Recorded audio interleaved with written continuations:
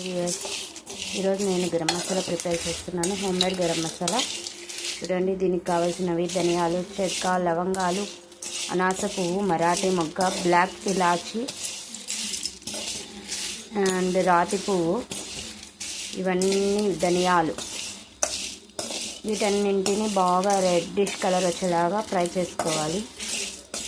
Total మొత్తం fry అయిపోయిన తర్వాత ఇందులో గసాలు వేసుకోవాలి. గసాలు వేసుకుంటే గ్రేవీ అనేది చాలా చిక్కగా వస్తుంది, ఫ్లేవర్ కూడా బాగుంటుంది, హెల్త్కి కూడా గసాలు చాలా మంచివండి. సో ఒక స్పూన్ వేసుకున్నా సరిపోతుంది గసాలు.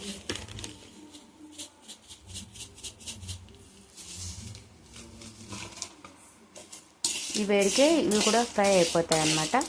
వీటన్నింటిని చల్లగా అయినాక మిక్సీ పెట్టుకుంటే ఏ మసాలా గ్రేవీ కర్రీలోకైనా, ఫ్రైడ్ రైస్లోకైనా గరం మసాలా చాలా బాగుంటుందండి. ఈ ఫ్లేవర్కే మనకి మంచి స్మెల్ వచ్చేస్తుంది, చాలా మంచి ఫ్లేవర్ ఉంటుంది. Thank you for watching my videos. Please like, share and subscribe.